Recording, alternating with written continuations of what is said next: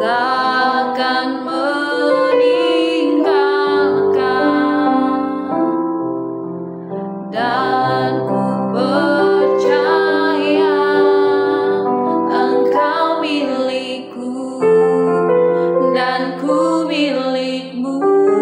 Kerinduanku, kerinduanku, tinggikan namamu,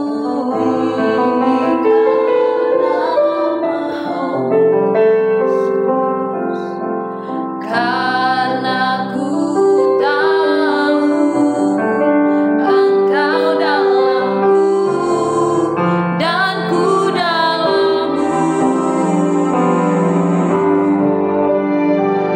Ubah hatiku seperti hatimu,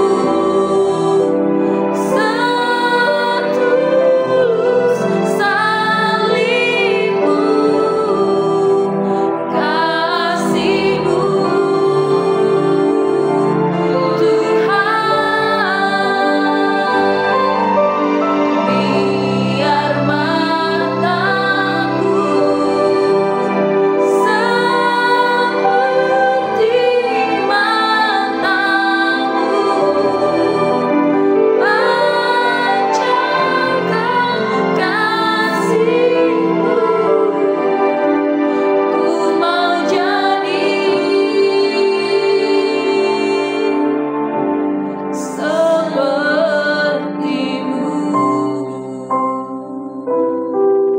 Oh, Bapa Kau setia. Terima kasih Tuhan Yesus. Takkan meninggalkan, dan ku percaya Engkau milikku dan ku milikmu. Kerinduanku, ku mau tinggikan namamu, tinggikan namamu, karena ku tahu Engkau dalamku dan ku dalam. Sama-sama katakan, ubah hatiku, ubah hatiku seperti hatimu, setulus salibmu, kasihmu Tuhan.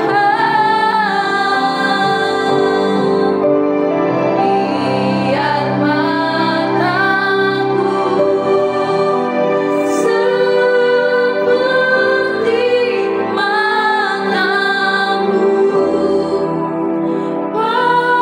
pancarkan kasihmu.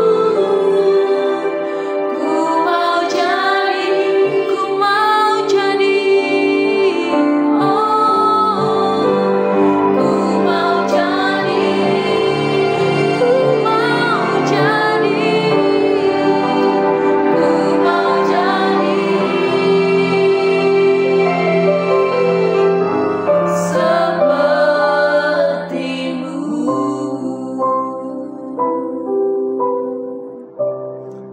Terima kasih Tuhan Yesus. Ini menjadi kerinduan kami Tuhan. Kami mau menjadi seperti Tuhan. Bentuk karakter kami Tuhan lewat renungan firman-Mu saat ini. Biar firman-Mu itu mengubah setiap kami Tuhan Yesus. Bersabdalah atas setiap kami. Di dalam nama Yesus, haleluya. Amin. Shalom Bapak Ibu Saudara-saudara sekalian. Hari ini kita berjumpa kembali hari Sabtu tanggal 13 September 2025 di dalam renungan harian Intim dengan Allah. Judul renungan kita hari ini adalah masalah hati. Diambil dari Lukas pasal 6 ayat 43 sampai 45 serta pembacaan Alkitab 1 tahun diambil dari kitab Yehezkiel pasal 43 sampai pasal 45. Saya berharap Bapak Ibu Saudara bisa membacanya terlebih dahulu. Saya akan membacakan Lukas 6 ayat 43 sampai 45 demikian. Karena tidak ada pohon yang baik yang menghasilkan buah yang tidak baik, dan juga tidak ada pohon yang tidak baik yang menghasilkan buah yang baik. Sebab setiap pohon dikenal pada buahnya.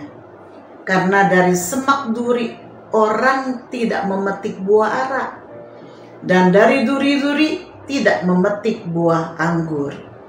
Orang yang baik mengeluarkan barang yang baik dari perbendaharaan hatinya yang baik, dan orang yang jahat mengeluarkan barang yang jahat dari perbendaharaannya yang jahat. Karena yang diucapkan mulutnya meluap dari hatinya. Bapak Ibu Saudara, kita menilai orang ataupun sebaliknya orang menilai kita karena apa yang dikatakan atau yang dilakukan. Karena manusia memang hanya mampu melihat apa yang kelihatan atau yang didengar. Tetapi sesungguhnya masalahnya bukan pada apa yang kelihatan atau yang nampak, melainkan pada yang tidak bisa kita lihat, yakni pada hati. Orang mengatakan hati orang siapa yang tahu? Ya, memang orang tidak bisa mengetahui hati orang lain.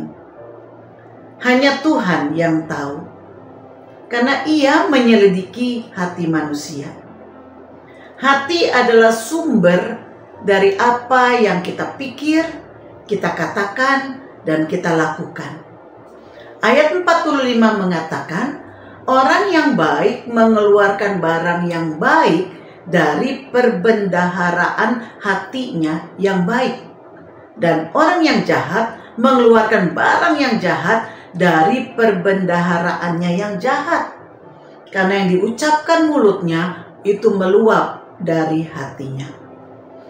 Masalah utama dalam perkataan kita bukanlah masalah kosakata atau masalah keterampilan ataupun masalah waktu. Betapapun pandai seseorang menyembunyikan perasaannya, pasti sekali waktu akan ketahuan juga melalui perkataannya. Pernahkah saudara berkata, saya tidak bermaksud mengatakannya. Sebetulnya saudara hanya bermaksud menyembunyikan hati saudara. Karena kalau mau jujur, mungkin akan lebih tepat untuk mengatakan, maaf, saya memang mengatakan apa yang saya maksud. Sebab jika pikiran, sikap, keinginan, emosi, atau tujuan tidak ada di hati saudara, tidak akan ada juga yang keluar dari mulut saudara. Demikian juga dengan perbuatan. Pada umumnya, tidak ada perbuatan yang dilakukan tanpa terlebih dahulu diolah di dalam hati, dikaji di dalam pikiran, kecuali pada beberapa kasus spontan. Seorang pencuri mencuri karena di dalam hatinya ada dorongan untuk mencuri, dan pikirannya mencari cara untuk melakukannya. Seorang penipu menipu karena di dalam hatinya ada keinginan untuk menipu. Seorang yang melakukan penganiayaan itu karena di dalam hatinya sudah ada kebencian yang mendalam. Karena hati tidak ada yang bisa melihat, maka seringkali orang berpura-pura di hadapan orang lain. Sebab itu penting bagi kita untuk setiap waktu mengkalibrasi hati kita ini. Sebab di hadapan Tuhan tidak ada yang bisa kita sembunyikan. Dan Tuhan menginginkan agar kita menjalani kehidupan yang penuh damai sejahtera. Tuhan ingin mencangkul hati kita yang penuh dengan batu-batu yang keras. Tuhan ingin membersihkan hati kita yang penuh dengan onak duri yang seringkali menyakitkan orang lain. Ketika Yesus menjumpai Simon Petrus setelah kebangkitannya, hal pertama yang ia ingin bereskan adalah hatinya Simon. Kita tahu bahwa Simon pernah menyangkal mengenal Yesus sebanyak 3 kali. Justru pada saat Yesus sedang menghadapi penderitaan dan kesendirian. Mengapa Simon menyangkal mengenal Yesus? Karena hatinya dibelenggu oleh ketakutan kepada orang-orang Yahudi dan para ahli Taurat. Dan karena ia mau memelihara nyawanya. Ketakutannya melebihi dari kasihnya kepada Yesus. Sebab itu Yesus bertanya kepada Simon 3 kali dengan pertanyaan yang sama, yakni, apakah engkau mengasihi aku lebih dari semua ini? Mengasihi jelas berbicara mengenai hati. Yesus ingin membenahi hati Simon, karena semua dimulai dari hati. Simon tidak akan bisa melayani dengan sungguh-sungguh jika hatinya masih mengasihi hal lainnya, termasuk mengasihi dirinya sendiri lebih daripada mengasihi Yesus. Sehingga ia bisa menuliskan di dalam 1 Petrus 3 ayat 14 pada akhirnya. Dikatakan, tetapi sekalipun kamu harus menderita juga karena kebenaran, kamu akan berbahagia. Sebab itu, janganlah kamu takuti apa yang mereka takuti, dan janganlah gentar. Inilah Simon Petrus yang hatinya telah dijamah dan dibaharui oleh Kristus.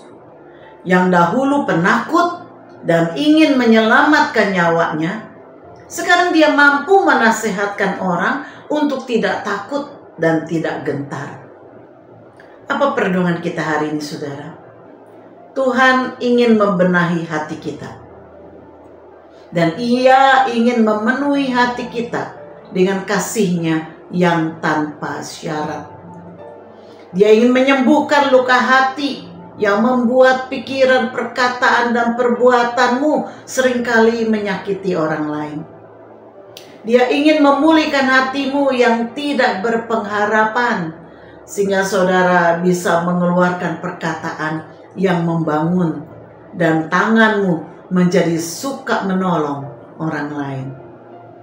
Bukan soal ketidakmampuan berkomunikasi sehingga kata-kata kita tidak baik.